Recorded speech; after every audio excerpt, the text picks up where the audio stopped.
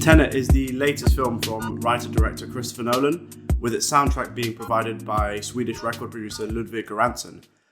This score actually marks the first time since 2006, The Prestige, I believe, that one of Nolan's films wasn't scored by Hans Zimmer, as he's busy with Denis Villeneuve's Dune movie, which is coming out later this year.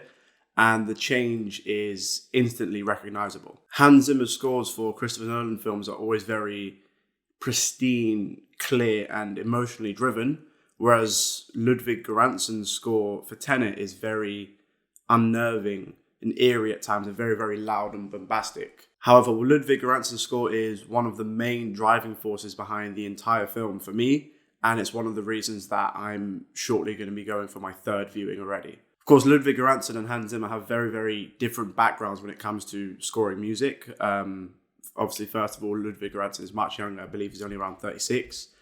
His first movie that he scored, I think, was back in 2013. He did Ryan Coogler's Fruitvale Station soundtrack. Aside from this, he's probably better known as the closest musical collaborator of Childish Gambino, aka Donald Glover, producing some of his biggest songs like Sweatpants and 3005, before going on to produce pretty much the entire of his 2016 funk album, Awaken My Love. He also managed to grab himself a couple of Grammys for the amazing This Is America single. The score to this film, to me at least, sounds like an amalgamation of all the things and all the different sounds Ludwig Göransson has worked in up to this point. Some of the pieces in the movie have a very strong, loud, driving, kinetic energy to them that you find in a lot of hip-hop music, which he is very well versed in. You also have a lot of that low, kind of growly, dark, bassy tones that was all over his Black Panther score back in 2018. The two most important things for me, however, listening to this is that,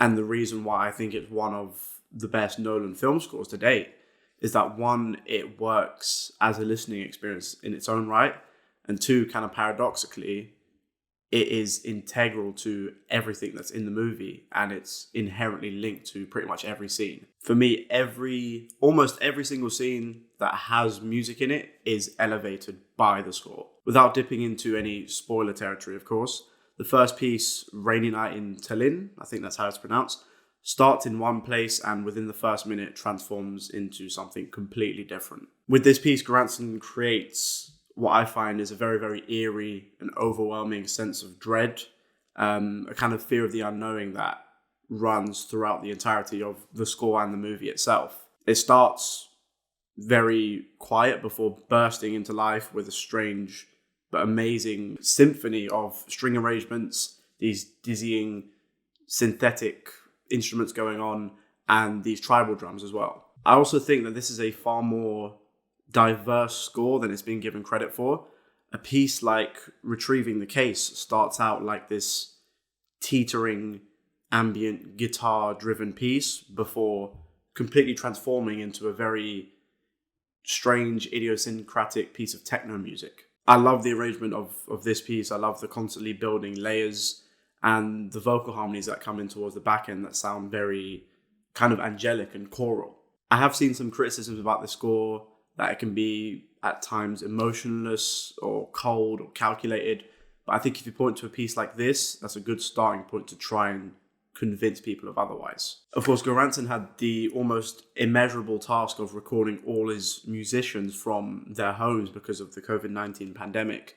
And I think that alone makes this score even more impressive. And of course, and I'm assuming this idea was Ludwig Göransson's idea, Travis Scott came on board to provide the closing theme song for the movie The Plan.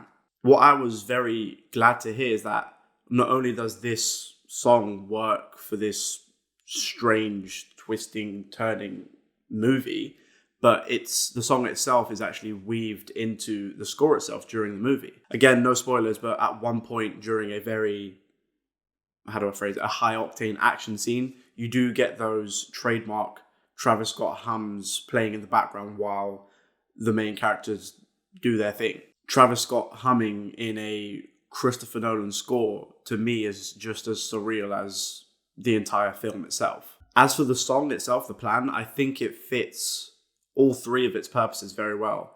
I think as a Travis Scott song, it maintains every core element of what makes Travis Scott a unique and engaging artist, whilst still allowing him some room to experiment with some new sounds. In terms of working it into the score, it provides Ludwig Göransson with a very, very distinct sound to work with and to build upon.